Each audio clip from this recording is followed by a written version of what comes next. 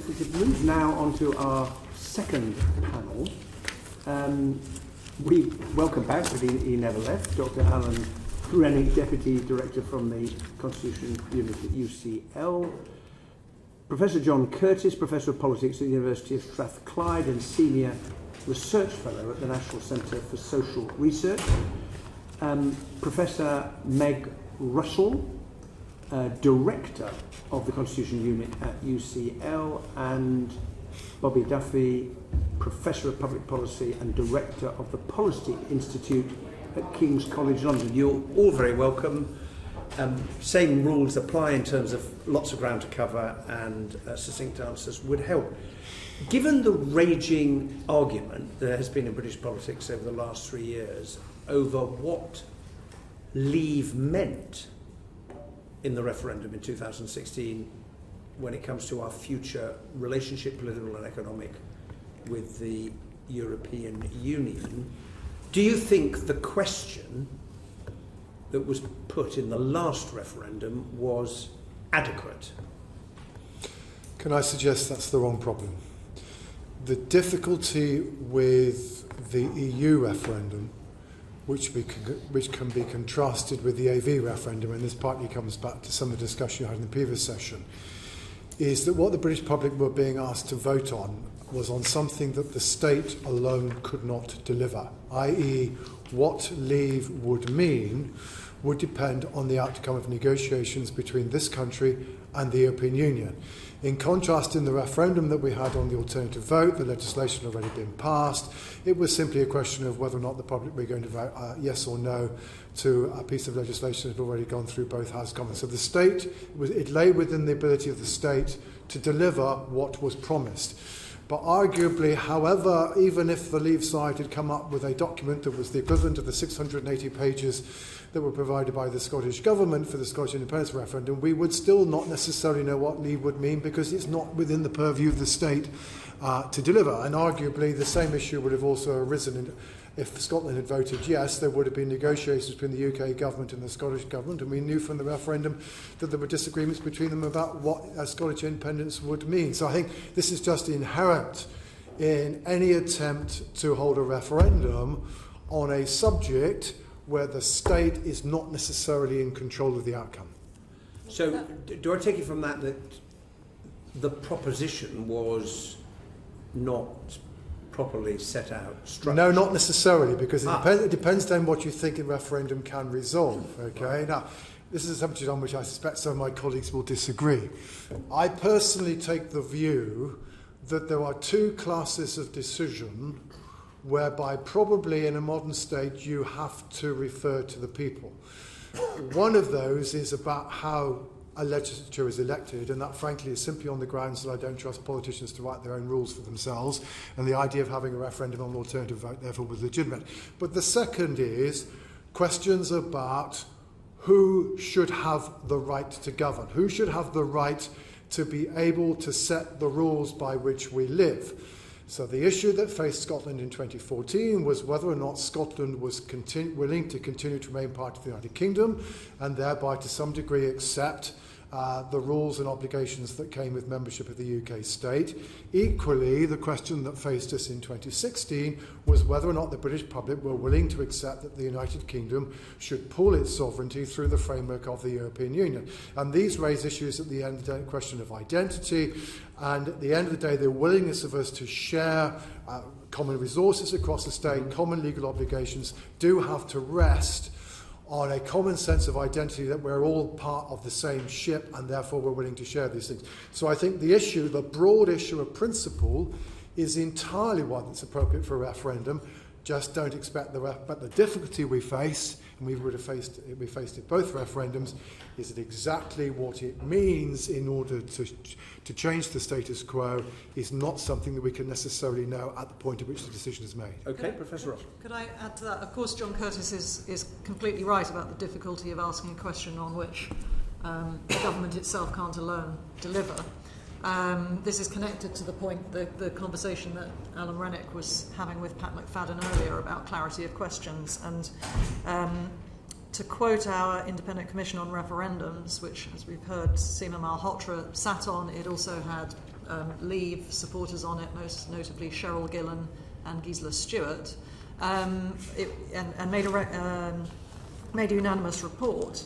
Its recommendation 17 said it is of utmost importance for the proposals put to a referendum to be clear and for voters to know what will happen in the event of a vote for change. And the report quoted, perhaps slightly mischievously, David Davis in a Commons debate, saying we should not ask people to vote on a blank piece of paper and tell them to trust us to fill in the details afterwards.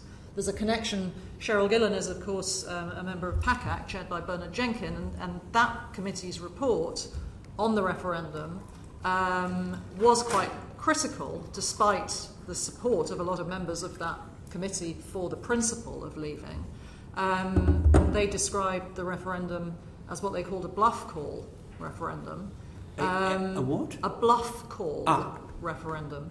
Because the point of the referendum, from the point of the view of the government, or of the Prime Minister certainly, at the time, was not to get a vote for change, but to see off those people who wanted change. And as a consequence, the government did not take seriously fleshing out what the change option would look like. Indeed, as we understand, civil servants were prevented from fleshing out what the change option looked like. And of course, they were subject to the constraints that John Curtice refers to. But even then, all that the UK government could do would be to indicate what its negotiating position might be. We still will not know what the outcome would be.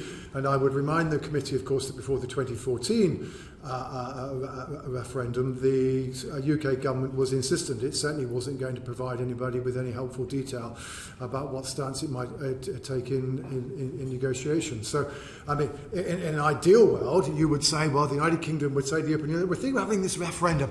By the way, could we have some negotiations to decide what the terms of withdrawal would be? Should the public vote in favour of yes? I somehow suggest that the European Union would politely say to us, no, we're not going to do that. And that's the problem. At the end of the day, for this kind of issue, it's impossible to give people the kinds of knowledge that ideally you might want to give them. But I would say that there was a tremendous lack of clarity even on the process. I mean, just to puff us a little bit, Alan put a post on the Constitution Unit blog just before the referendum asking what would happen if we vote for Brexit. And it was, to a large extent, about process.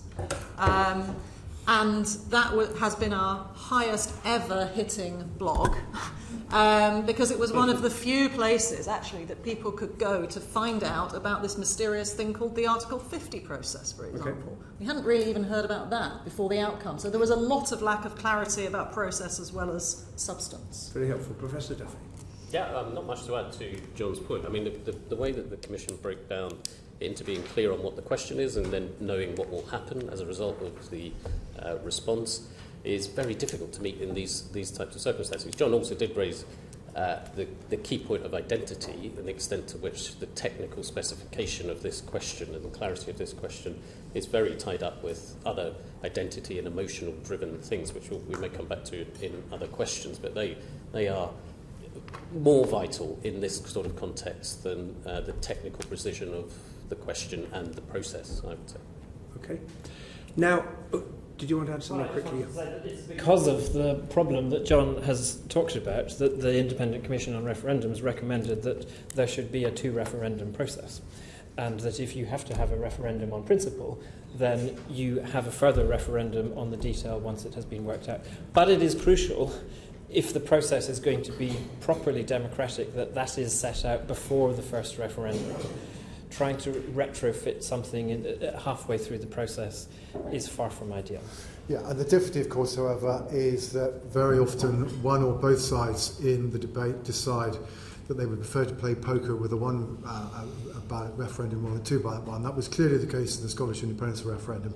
Both the UK government and the Scottish government decided it was in their interest to only have one referendum rather than to have two. So the trouble is, political interest becomes crucial here in shaping the nature of the decision-making process. So unless Alan is, we can rewrite a PPRA in such a way that we make it clear that the two referendum is a norm, then political considerations are always going to get in the way. Okay. Now, the second question I want to ask is, how could a second referendum on Brexit have legitimacy? Is there a route to that? Will it never be legitimate for some people and wholly legitimate for others? Well, the problem we face is this: is that essentially the idea of a second referendum has been primarily promoted as a Remainers project. The People in the People's Vote campaign has spent a lot of time particularly trying to persuade the Labour Party that actually people have changed their minds, and in particular people inside the Labour Party are very keen on having a second referendum, and oh, by the way, the outcome of a second referendum would be that we would change our minds, so therefore this is all a jolly good idea. The outcome of that has been to make the idea quite popular amongst those who voted Remain, and it depends exactly on the question you ask, but typically around if 2/3 of Remain voters go, yep, this sounds like a good idea. The problem we have, however, is that because of that legacy, it doesn't really matter which poll you ask, but Leave voters are not terribly keen on the idea. And that therefore, although sometimes we promote the idea of a referendum as a way of kind of a neutral process for breaking the impasse, that at the moment is not where it stands so far public is being concerned. I mean, again, it's understandable. Leave voters going, we voted, we were told we were going to leave. Why aren't we just leaving? Why we don't need a second referendum?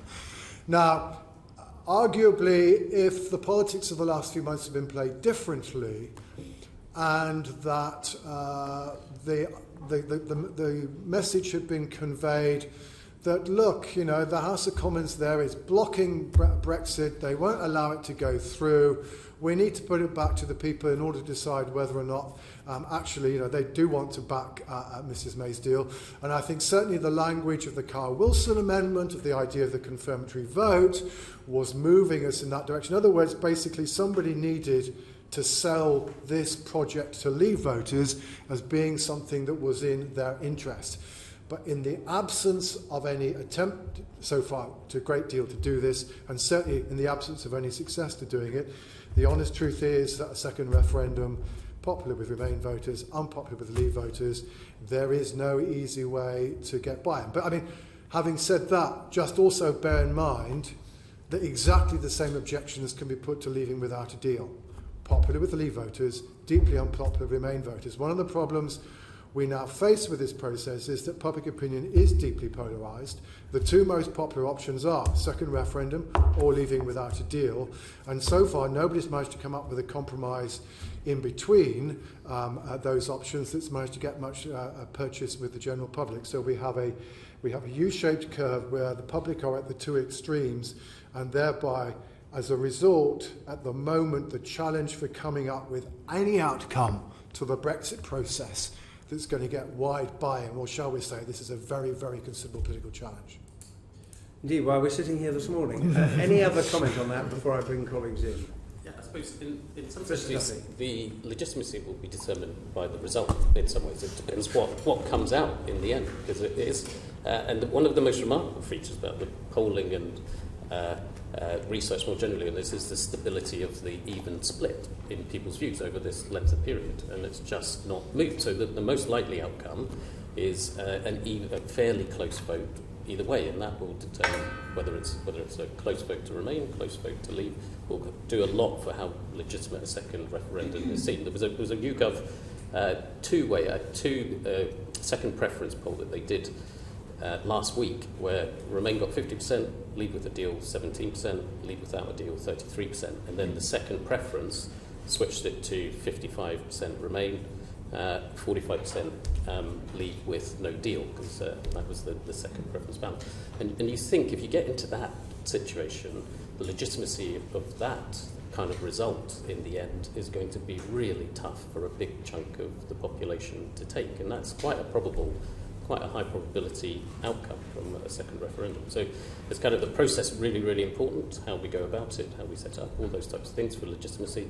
But in the end, it's going to be that's driven in this context of highly polarised identities with these. If not, I would argue this is a polarisation around identity, an effective polarisation, as they call it, not an issue polarisation for many people. So this is much more about identification, differentiation, and then perceptual biases that come with that effective attachment to a cause, when we see a lot in the deliberation, a lot from the previous session, when you get down to the detail of what people would prefer in individual elements of the outcome of this, there's not as big a gap between people as you might think. This is much more effectively driven, so the legitimacy of the process will be driven by that same emotional response. I think if I could just say one thing briefly, I think everybody on this panel and quite possibly everybody in this room would agree that legitimacy is enormously important and is contested in this context. And therefore, I imagine we're going to come on and talk about some of the things that we wrote in our report on the mechanics of a possible further referendum on Brexit, which was a report which was not advocating for such a thing, but looking at the kinds of process decisions that would have to be taken in terms of timing and question and franchise and et cetera, et cetera, et cetera. And one of the themes running through that report is the importance of keeping legitimacy and insofar as possible maximising the legitimacy of the process in mind when taking all of those decisions about what kind of referendum to have if you go ahead and have one. I think that's really important. We'll probably come back to that. Okay, thanks, very helpful. Peter Grant, I think you wanted to come in. Vera Hobhouse. Thank you, Chair. Basically, so what I'm hearing particularly put together with the previous panel is ideally we'd have some time because people need time to talk, and I always say that democracy needs time to talk, which is obviously again something the privilege we don't have because the European Union hasn't given us this time now, and we're sort of stuck. But I wonder whether there could be anything in trying to go back to the European Union and say we need this time in order to get a very good outcome. But who is going to sort of make that plea to the European Union is probably relatively unrealistic. But I mean, this would be my reflection on what has been said. I'm just sort of generally wondering, do you think the rules on referendums are actually fit for purpose the way we have set them out in this country? No. And I suppose I would distinguish between two parts of that. So for the purposes of thinking about a second referendum on Brexit, there are some rules that are simply not doing what they were intended to do. And then there are some rules where what they were intended to do is 20 years behind the curve in terms of democratic practice. And I think if we were to hold another referendum on Brexit, then for the legitimacy reasons, as Meg I think was hinting a moment ago, it would be very important to run a referendum on the same broad process as the 2016 referendum. So any perception that a referendum had been won by the other side as a result of changing the rules, for example on the franchise, would further harm the legitimacy of that process. So I wouldn't try to change much about the kind of the franchise, for example, yeah. But where the rules were just seen in 2016 not to do what they were intended to do, then I think it would be important to update them before any further referendum. So that includes, for example, rules around digital campaigning. I think everyone now agrees that there should be imprints for digital as well as printed campaign materials. I think everyone agrees that somehow there should be some form of control over the kinds of political advertising archives that Twitter and Facebook and so on now operate to ensure that those follow democratic standards. So firstly, around digital campaigning, there need to be some updates. Secondly, around the transparency of reporting of spending, there need to be some updates. Currently, reports take a very long time to produce. Big campaigners have 6 months after the referendum to produce their spending reports. Those reports do not contain a lot of the useful information that the Electoral Commission would need to have in order to be able to investigate properly. And there's a good case for speeding that process up a great deal. Thirdly, it's clear that the rules on joint campaigning were not clear enough, and that has led to a number of contested cases that we could discuss. Fourthly, the role of government was not adequately controlled. So the government famously was able to spend £9 million on a leaflet that went out not only before the 4-week period that is regulated for government publications, but also actually for the 10-week period that is regulated for everyone else. It went out just before that 10-week period. But in fact, the campaign had already begun, and therefore that was a clear violation of the principle in Section 125 of PIPERA that government should not campaign on either side. So those are the sorts of changes that I think really ought to be in place before any further referendum happens. Anybody else? No? No, I mean, I'll just particularly reinforce the point about digital imprints. I mean, frankly, this institution has been far too lax and slow in dealing with this issue. You know, it's long been just a basic principle of British electoral campaigning that printed and published by is there, and it frankly should not take anybody very long to be able to put something onto the statute book, and it's frankly rather amazing that it hasn't happened. But then that would not just actually that would be for any exactly. No, it's something much more broadly. The whole of a democratic process. I mean, referendums, parliamentary elections, European elections, local elections, Scottish Parliament elections. All of them need this sorting. Just on that point with digital, just briefly, then the challenges there are very significant in terms of you can have the imprint, that is good. You can have the database, but getting that real-time machine learning, open access, it's actually not just a lack of transparency through complexity, which could be is going to be a real risk in this. Once putting these things in place are necessary, but not sufficient, particularly since it is such a messy information environment out there. The kind of official political ad campaigning is only a very small part of the overall issue of information disorder. So they will not solve the whole. They are really required and urgent, and I think UCL have done, and others have done a really good job in pushing for them. But it's not sufficient. It won't be sufficient for having a clean, tidy communications campaign in this sort of environment. I think we shouldn't have too high expectations for that, sorting this out. Thank you. Okay, thank you. Peter Grant? Thanks, Chair. Good morning, everyone. Can I first of all go back to one of the things that came out of the Citizens' Assembly that we heard about earlier on, and that was that during the process of the Citizens' Assembly there was a slight shift in view of the Assembly members. They started off as close as could be done to reflect the decision of the referendum, which was a slight Leave majority.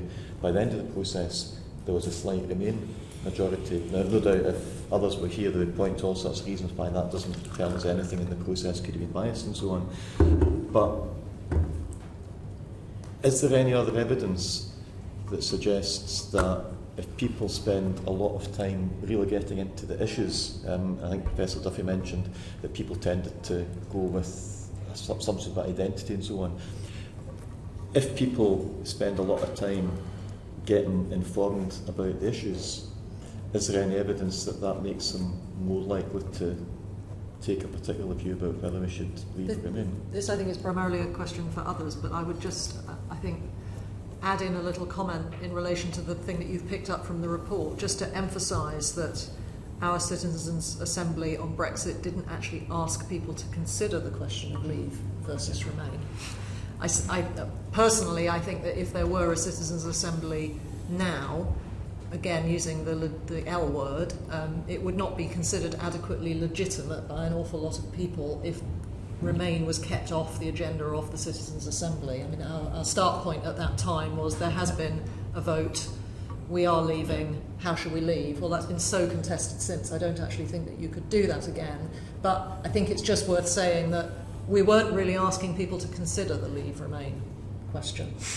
Well, doesn't that make it possibly more interesting that spending a couple of weekends in quite intense discussion and learning about the issues, where they were told at the start, we're not going to ask you whether you want to leave or remain, we're going to ask you how you want to leave. And yet, in spite of that, a small but on a 52-48 vote, a potentially significant number within that group, having spent 2 weekends not talking about staying in the European Union, changed their minds at the end of it and thought we should stay in the European Union? Well, is that just something that happened through the process, or is there a lesson there that we need to think about? Well, I hate to knock your confidence on this little. I mean, I and colleagues have run something similar to a citizens' assembly.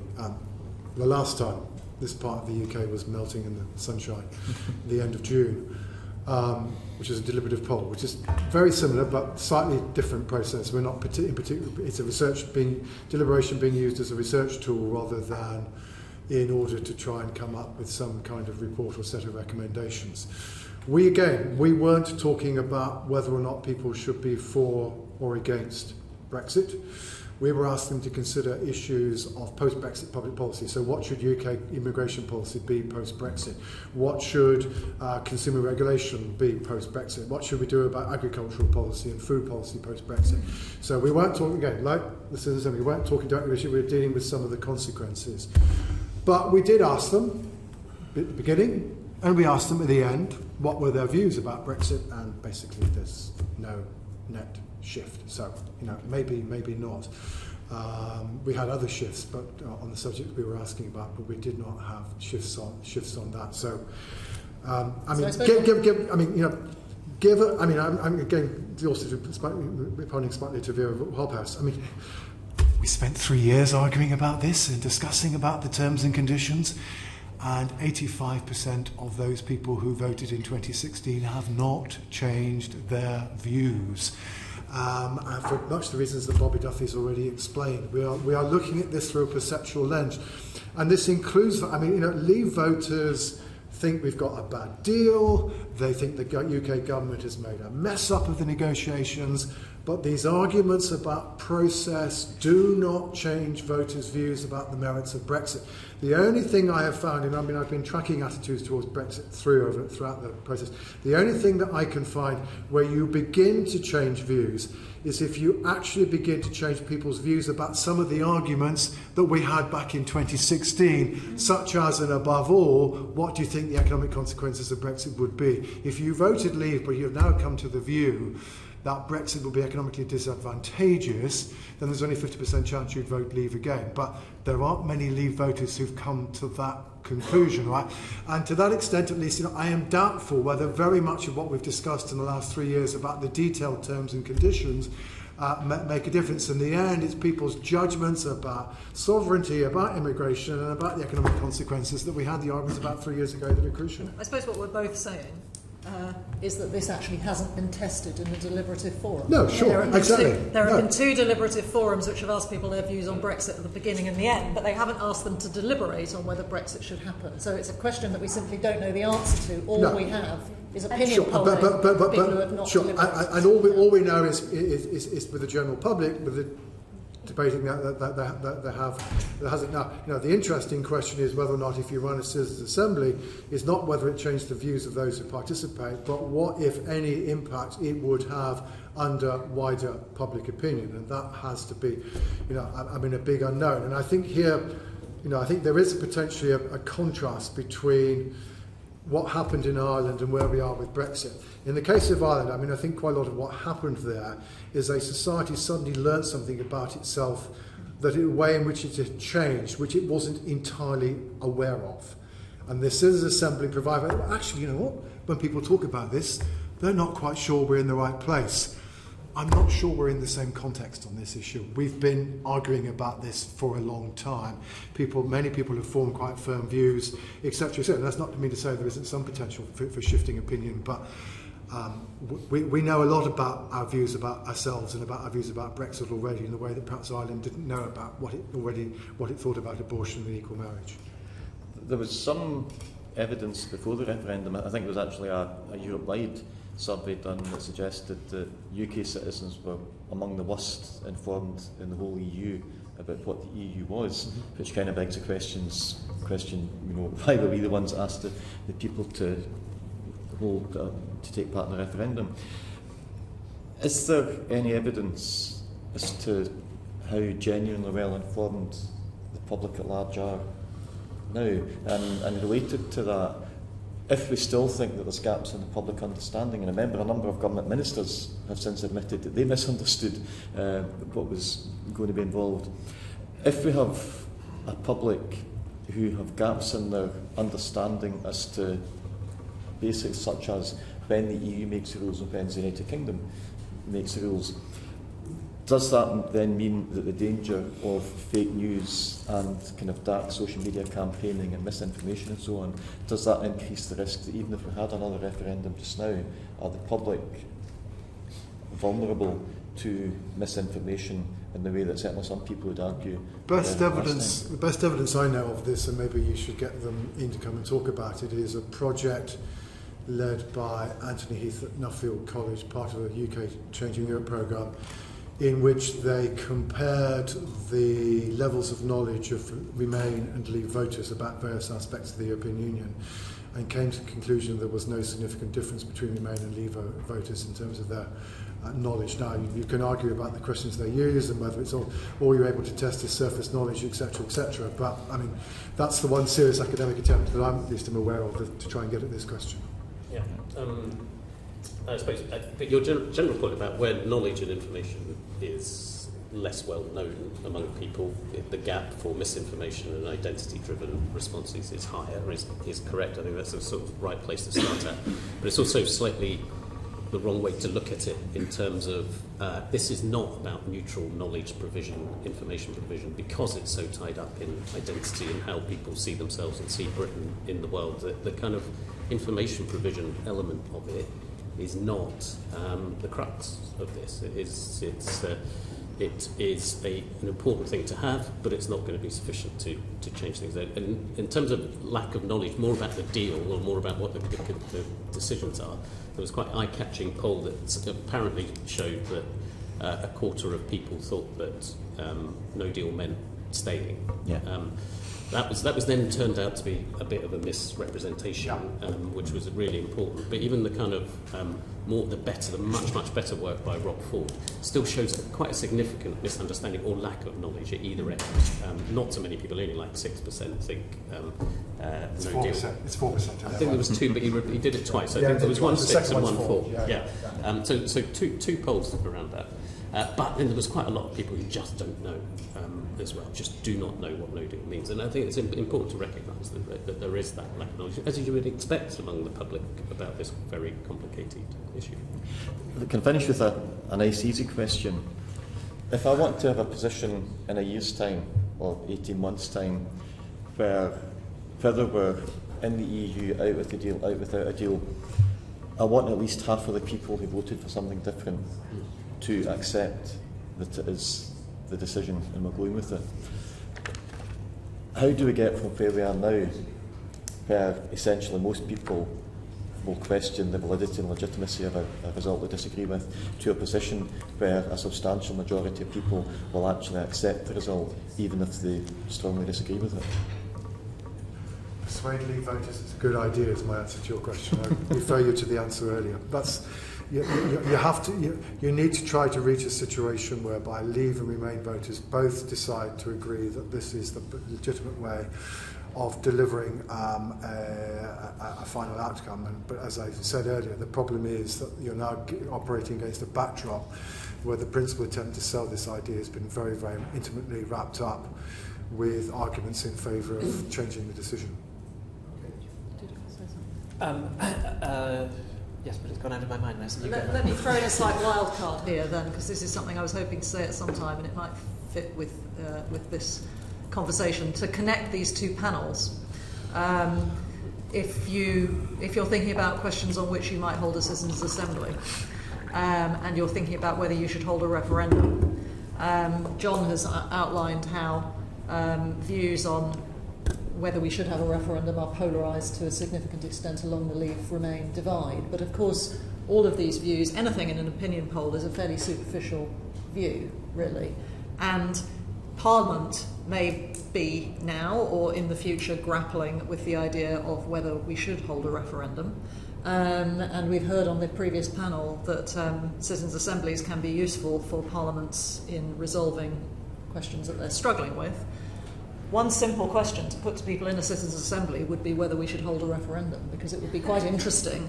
Sorry, it sounds a bit circular, but it's a serious suggestion because it is a relatively simple question. It's obviously connected to the bigger questions of whether we should exit and what form the exit should take and so on.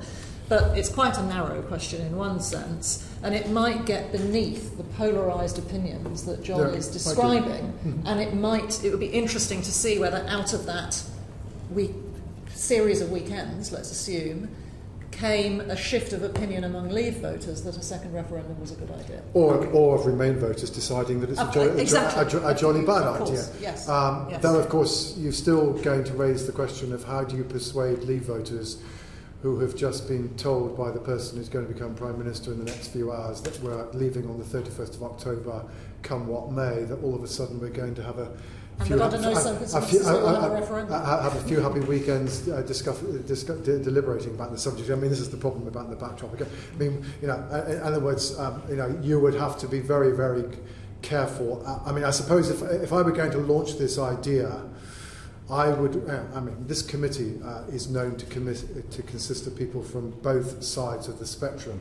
I think you would have to get this committee to be unanimous in backing the idea of a second referendum, backing a citizens' assembly, if you're going to have any chance of being able to persuade people that this isn't some Remain conspiracy. Miracles are slightly in short supply at the moment. Seema Malhotra. Thank you very much, Chair. Thank you for the evidence today. I think what has been interesting is the change with some Leave supporting members of Parliament as well to the idea of a referendum or some other intervention to bring the people back in as part of a way of resolving the some of the sort of social tensions and crises that we have. And I think what is interesting is with the new Prime Minister, the uniting the country being one objective, and how you would unite the country is an important question. I want to just come back to, I've just got one specific question I'm very keen to just take a bit further, and it was Professor Curtice, when you were talking about what could be interesting from a citizen assembly in terms of impact on wider public opinion, or indeed on politicians' deliberations. How would you see, in process terms, if you like, a citizens' assembly that may involve 100 citizens being able to have an impact on wider public opinion? Well, I'll give much more details because that's more about this. But I mean, I think the honest truth is that, as was kind of suggested in the previous session, is that you would be wanting, within the constraints of maintaining the confidentiality of the participants that are being talked about, but certainly for the sessions, the plenary sessions where you're talking to experts, I mean, you would want to see those broadcast. You would want to see them being covered by the media, so that therefore, insofar as those sessions have an educative effect, they may have a much broader educative effect on society. And then, the question would, in the end, would depend on what the Citizens' Assembly came up with. I mean, the Citizens' Assembly started off being 50-50 in favour of Meg's idea, and ended up being 50-50 in favour of Meg's idea. Well, you're no further forward. If, on the other hand, a significant portion of people did change their minds in either direction, then maybe, you will end up persuading people that actually the arguments have changed. But I think it would, if it's going to have a wider educative impact, then, to be honest, the arguments that are deployed within the Assembly have to reach a wider public beyond the Assembly. And or people have got to have accepted that actually, this Assembly is talking sense. Yeah, so there are two primary mechanisms. One is the media point that John has just made, and the other is the Assembly needs to be set up by Parliament or government, and Parliament needs to commit to taking seriously what it says. So there's an ongoing process. Thank you. Okay, great. Joanna Cherry. Thank you, Chair. I'm just a little bit puzzled by some of the answers that you gave my colleague Peter Grant about opinion not changing in your deliberative Parliament exercise, because in the earlier panel this morning we heard that the Citizens' Assembly run by the Constitution Unit, after evidence was heard, balance being explained as, yes, there are so many experts who think this, so many experts who think that, the predominant view is X, but that doesn't necessarily mean that Y is wrong. That the Citizens' Assembly, the Constitution Unit came out with some recommendations which perhaps run counter to the debate we're having at the moment, insofar as it showed very little public appetite for no-deal Brexit. They said that if a bespoke trade deal proved impossible, they would prefer the UK to stay in the single market rather than to leave the EU with no deal, and that if an arrangement whereby the UK could conduct its own international trade policy but also maintain frictionless borders with the EU, if that wasn't possible, then the members of the Citizens' Assembly would prefer to stay in the customs union. And also most members of that Citizens' Assembly wanted the UK to maintain freedom of movement of labour with the European Union. Now, it seems to my mind those results, bearing in mind it was a group of 50, randomly selected to express opinion, to reflect the opinion across the UK, which of course was pro-leave in the referendum, it seems to me that those results show some significant change in opinion once expert evidence has been heard. I'm not sure I agree with that. I would be interested to hear what Alan says. We're allowed to disagree with each other, I think. Yeah. I'm not sure that shows necessarily any change of opinion. I think it shows a development of understanding of detail. And the recommendations that they came up with, and preface with what I said before, was they were not asked to revisit the question of whether we should Brexit or not. The recommendations that they came up with were for a form of Brexit. And they were a group, the majority of whom had voted for Brexit. So I don't see the contradiction, actually, but Alan might put it differently. I suppose what I'm saying is that they said that if they couldn't get this idealised form of Brexit, which some may say doesn't exist, it's impossible to conduct your own international trade policy while maintaining a frictionless UK-EU border.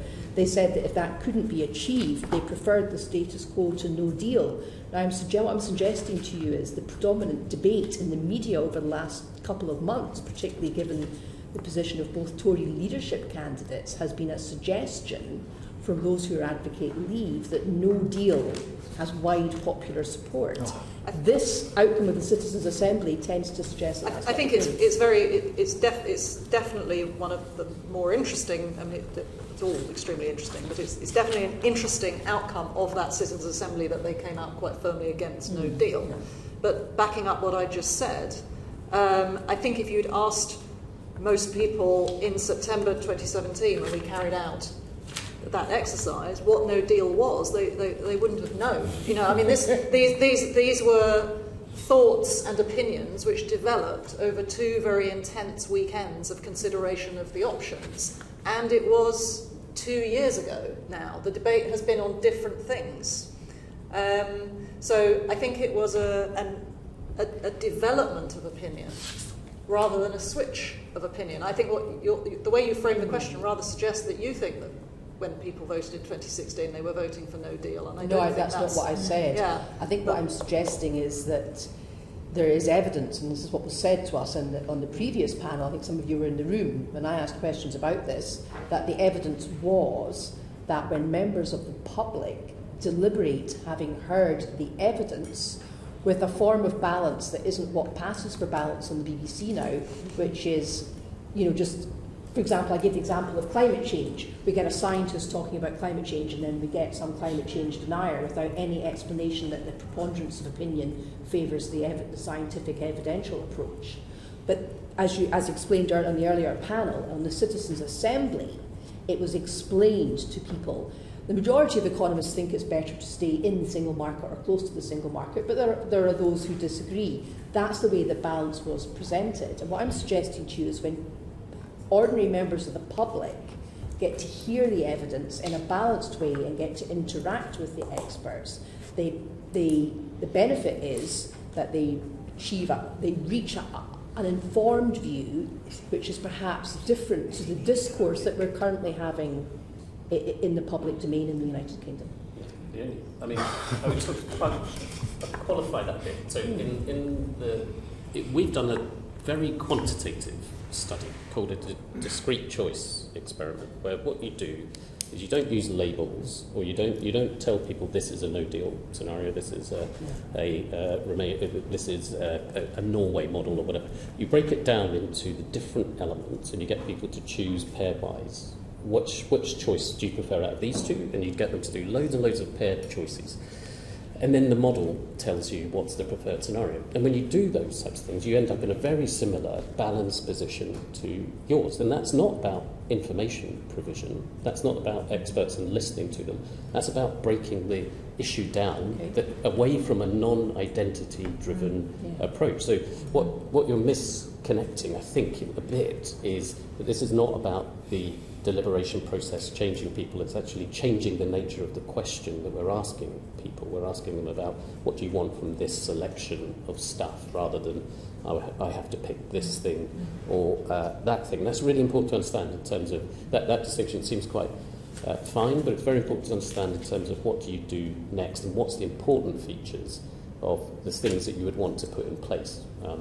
Because going to the point about deliberation and its effect on the wider public opinion, that is really tough to translate out of those types of fora, because you would love to have everyone in a room for a weekend or a succession of weekends, and then that's what you would want to do. And there are serious suggestions from the US about national deliberation days around big decisions from James Fishkin and others. Not quite the same thing as what we're talking about here, but that kind of scaling this from a small group to change the way people think about it is not the issue, because it's not about balance or we've got a balanced view here. It's more about breaking it down, the time that you've got with people in order to break it down. Can I just make 2 points? Given partly's coming back to me. I mean, just to clarify what I was saying to Mr. Grant, I mean, he was kind of saying, is there any other evidence out there that you ask people to deliberate about issues relevant to Brexit, that they necessarily become pro or remain? And I was very clear to say we were not asking people to deliberate about the principle of Brexit. It was about some of the decisions that the UK government will be able to make if and when we leave the European Union. But it so happened we were tracking their views about Brexit, and while their views did change on some of the subjects we were actually talking about, they didn't actually change their views on the principle of Brexit. The second thing to say is that, I mean, given you've referred to it, we do have polling about how popular is no deal and how popular is the second referendum. And I mean, it depends on all these things on how you word the question, right? Okay.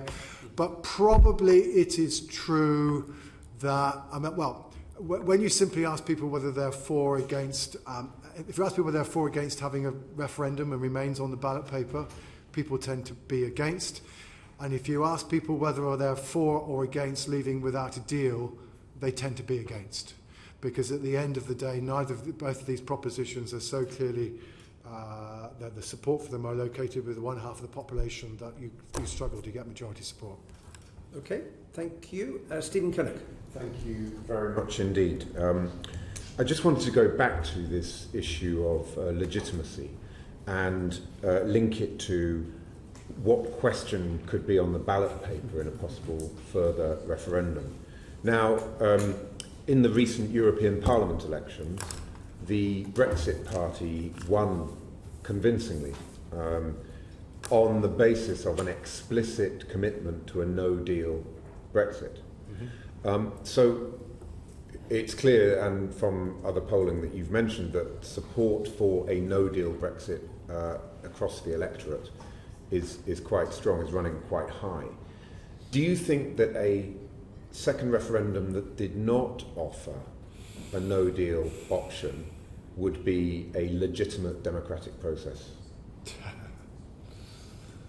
Shall I go first? Sure, please. I'm not sure I want to tackle your question head on, but it will allow the other panellists to get their heads together. This is something that we considered in our report on the mechanics of a second referendum, and we basically, this is simple. We concluded that there were 3 options that might be put to the people in a referendum: remain, a deal, or no deal. And then we looked at, firstly, how viable it was to present those options, and secondly, how they might be combined pairwise or in 3s. And we did express some concerns that the difficulty with leaving a no deal off the ballot paper was that some people would say that a legitimate option had been left out. That's an argument on one side, but I do think that there are arguments on the other side as well. And actually thinking about this today, I think those arguments are quite strong, and I think that when MPs are thinking about this question of, I mean, you're obviously thinking about the question of no deal a great deal at the moment. If you move on to thinking about a referendum, I think it is a really serious question for you to consider whether no deal should be on the ballot paper at a referendum. And I think that there are three things to consider in thinking about that alongside the legitimacy question, which rather bears on the other side. One is the question of clarity. So to go back to the point that I made earlier, the very firm recommendation from the Independent Commission on Referendums and the comment from David Davis about not asking people to vote for a blank piece of paper and leaving the politicians to fill in the details afterwards, which I think has been shown to be somewhat wise after the event of the 2016 referendum, given the difficulties we've had. What a no deal would mean on the other side of that event having happened, if you see no deal as an event, is very unclear. I think most people agree that we don't really know what kind of negotiating environment we would be in, how those negotiations would go, etc. So you have a clarity problem in explaining what the outcome actually means long term for the public. There's clearly a difficulty that many MPs, partly for those reasons, have a lot of concern about a no-deal outcome, and I think there is a question for MPs. I think if MPs put something, parliamentarians in general, of course, the Lords as well, if parliamentarians put an option on a ballot paper, it has to be an option that they think is a viable one to deliver on and that they are comfortable with, because anything you put on a ballot paper may be voted for, of course. And then the third consideration, which is a rather more techie one, which we might go into in future questions, is what it does to the question structure. Because I think, of course, there is one two-option ballot that you could have, which would be Remain versus no deal. And if a deal has disappeared completely from the landscape, I suppose that has to be considered viable. But if there's a deal in play and you're looking at putting together a three-option referendum between Remain, a deal, and no deal, it does begin to get quite complicated, and we might want to move on to that. I know it was mentioned briefly in the session with the Electoral Commission yesterday. There are various reasons why that is complicated and would be more contentious in Parliament, I think, and take longer to organise and be more difficult for the public as well. Yeah, I mean, in theory, this makes end of Mega answers quite eloquently indicated, is that arguably there are potentially two separate questions here. One is, should we have a three-option referendum or a multi-option referendum, and should no deal be on the ballot paper? If the new UK government were to come to the conclusion that there was no deal that it could negotiate with the European Union, then the obvious referendum to have would indeed be between no deal and Remain, because those would apparently be the only policy options that were available before us. If, on the other hand, we do have a negotiated revision of the deal, then the question becomes, well, do we go for multi-option referendum? And I fear the answer to Mr. Kinnig is that you'll be damned if you do and damned if you don't. If you do, then the Leave side will complain that you're splitting their resources because you're going to have two Leave campaigns that are arguing against each other, whereas all the resources of the Remain side are behind one source. But if you don't, those Leave voters who dislike the deal, and assuming that, and unless the new government can come up with a deal that's more popular with the Leave voters than the current one, then some Leave voters will complain that actually we cannot just simply say that we should just get out. I fear there is no simple answer. I mean, for what it's worth, such polling has been done on this. Unsurprisingly, polls that ask whether there should be a referendum on deal versus no deal are a bit less popular than the idea of referendums on deal versus Remain, but that, of course, is because for Remain voters, the referendum on deal versus no deal is no choice at all. What about the implications for turnout? Because I guess it's legitimate to assume that a further referendum that had a substantially lower turnout than the 2016 referendum would be substantially less legitimate than the 2016 referendum. I'd be interested in your thoughts on the relationship between turnout and legitimacy in relative terms. It's probably also safe to assume that if no deal is not on the ballot paper, politicians such as Nigel Farage would lead a campaign to boycott further referendum. So there's a high chance that if no deal is not on the ballot paper, turnout could drop quite dramatically. I'd be interested in your thoughts on that in terms of the legitimacy question. I mean, there is no doubt that when you look at polling on what people say they would do if they were faced with a choice between Remain and the current Prime Minister's deal, you do get a disproportional expression of don't knows amongst those people who are Leave voters. Stroke, I wouldn't vote, and yes, there is a risk that they do, because the option is not on the ballot paper, that they decide not to participate. And here you would just have to decide what you think would happen, whether or not you think in the end that's what they would do, or whether in the end of the day, at least given the chance at least to actually vote to leave, that impetus becomes more important. And I think it is a tough call. But I mean, equally, if you go for the 3-option referendum, you probably discover that no single option gets more than 50% of the vote, and you're relying on second preferences, and you'll then get an almighty argument about whether or not this is, legitimate or not. I mean, beyond that, I would say, again, sorry to pour cold water on a lot of these ideas, but, I am reminded of the fact that we had a referendum in 1975, and by 1983 we had an opposition party that was campaigning to get out of the European Union without a referendum. And that the extent to which even the referendum in 1975, which came up with a 2/3 majority, actually managed to resolve the issue, I'm not sure it did, and that's why we're still sitting here, still arguing about it 50 years down the track. One final question then on Professor Russell made some very interesting points there about clarity and the lack of clarity around what no deal actually means. But of course there's actually a real lack of clarity about what a deal is as well, because all you would have is the withdrawal agreement and the outline of a political declaration on the future relationship, which is very far from being finalised and very unclear. So it would be another leap in the dark, really.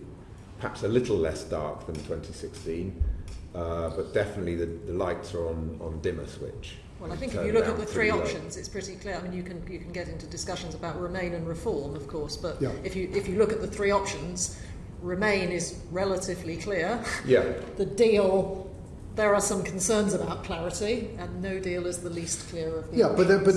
But there is a problem. I mean, I think there is no doubt that to meet Alan's ideal scenario, we would hold a referendum when not only had we negotiated the withdrawal treaty, but when we'd also negotiated the trade relationship.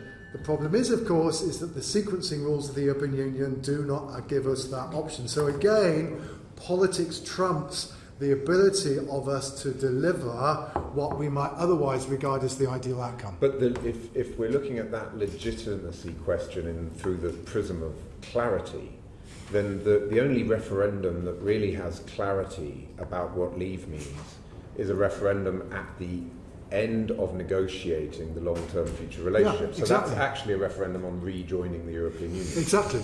But that's the problem. But that's not the referendum that anybody wants. We want to be able to have a referendum, and because at that point we will not be able to execute Remain because we'll be reapplying, right?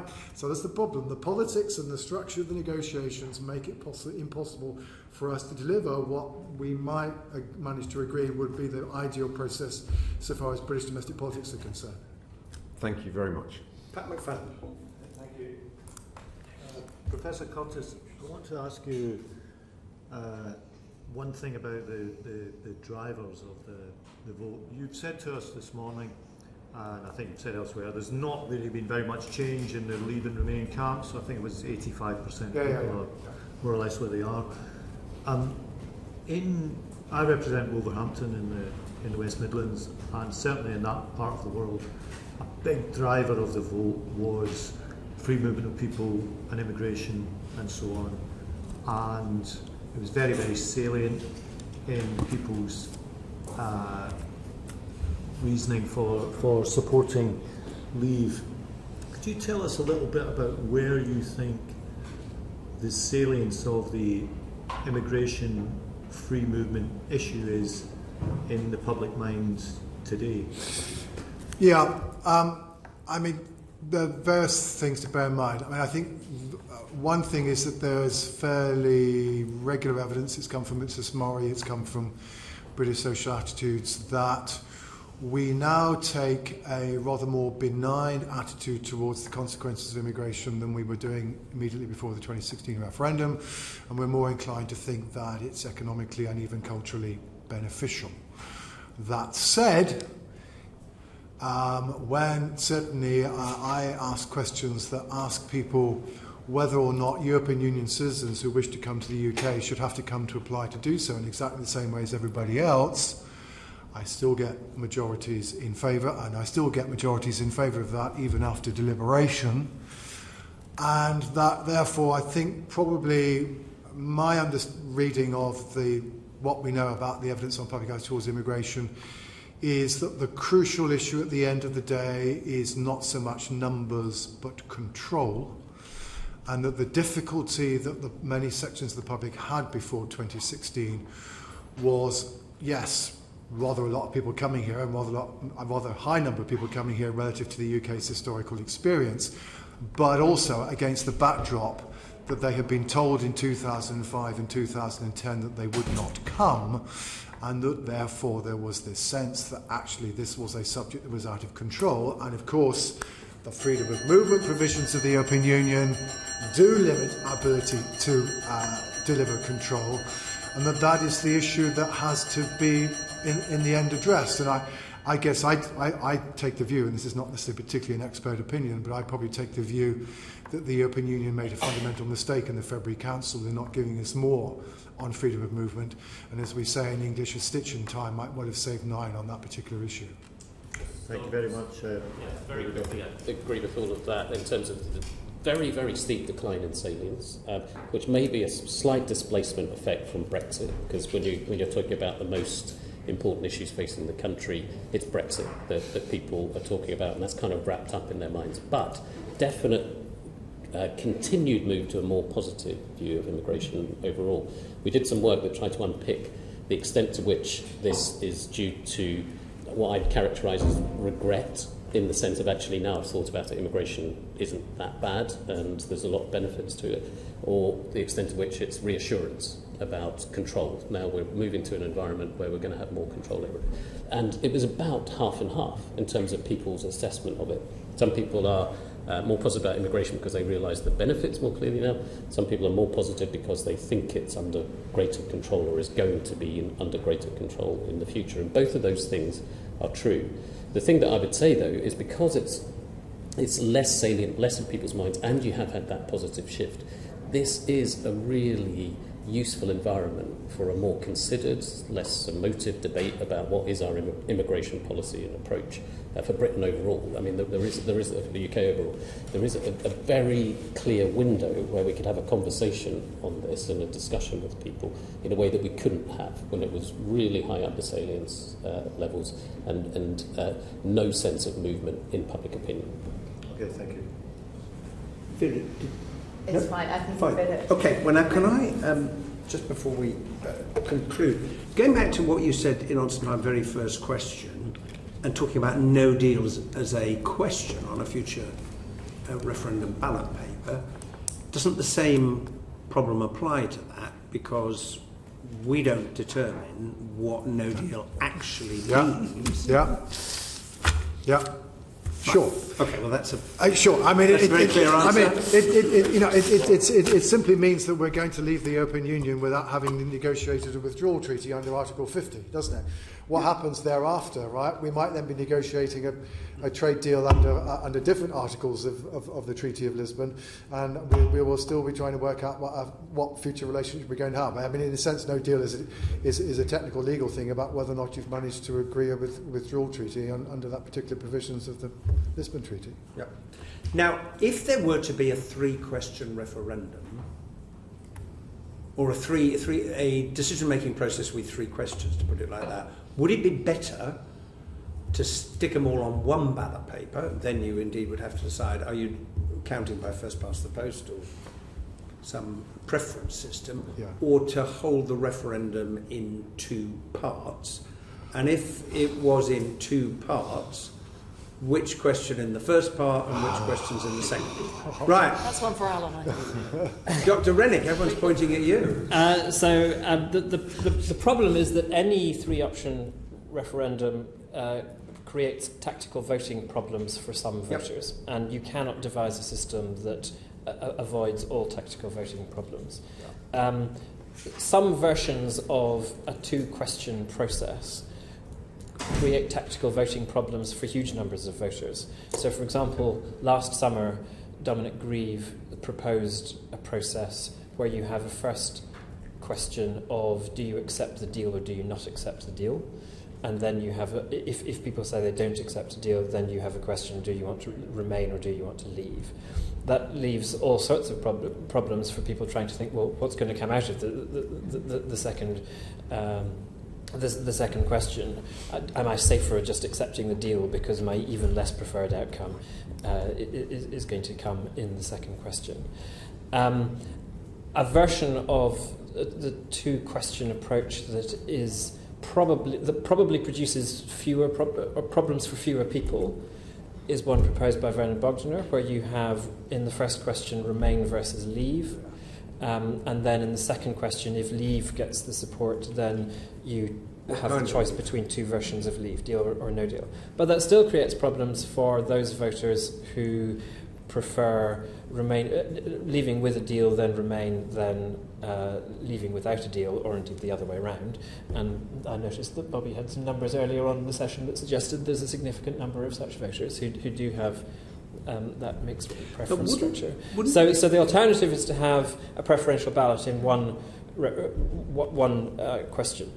So if you have one question, you definitely don't go for first past the post among 3 options, because then, as John said, it's quite likely that nothing gets a majority. So you need to have a preferential ballot where you take account of second preferences. That still produces problems of tactical voting for some people, but the calculation is a bit more complicated and a bit harder than in the case of the 2 separate question processes. So the conclusion that we came to was that you're likely to cause fewer problems with tactical voting and people having to make tactical calculations if you go for a preferential ballot with 3 options on one paper than if you go for any of the 2-question options. However, we also there's a lot of exploration of this in the report. There are different ways of people there are different ways of counting people's expressed preferences in a preferential ballot. Yep. The most obvious one is the one which we'll be most familiar with, AV, where people express their preferences and the lowest preference gets knocked out on the first round, and then people's second preferences are reallocated. And the likely outcome of that is that the deal is the thing which is knocked out because it's not many people's first preference. Yep. Which means that you've knocked out the compromise option on round 1 and you're left with a very polarised vote between the other 2 options. Yeah. You can choose a different voting system which weights people's preferences or asks them to do what Bobby did, I think, a pairwise comparison between all of the pairs. That's likely to give you completely the opposite outcome because that encourages compromise and pushes people towards the deal. So I think this is a serious problem. I mean, in order to have a referendum, we have to have legislation. That legislation has to be agreed by the House of Commons and probably rubber stamped by the House of Lords if the House of Commons has dealt with all of the worst dilemmas and not left something that's really questionable. But it has to at least get through the House of Commons. And essentially, the voting system that you choose in a 3-option referendum is very likely to determine what the outcome of that referendum is. So the voting system becomes a highly politicised process, which you are very unlikely to get agreement on. And it's worth remembering that under the alternative vote, the outcome could depend on which does manage to come second. And if that's close, it makes a difference. I would also say this was a subject that also was the subject of briefly furious debate in Scotland, at the time when it was thought that maybe the 2014 referendum would not only be about independence but also about so-called Devo Max, and we had exactly the same arguments and exactly the same inconclusive outcome. Well, I think on those closing words, exactly the same arguments, that brings this session to a close. It's been really helpful, absolutely fascinating, and we are extremely grateful to you for giving up your time. There are one or two other things happening today which explain some of the attendance, but we'll finish on that note. Thanks very much indeed. Order. Thank you.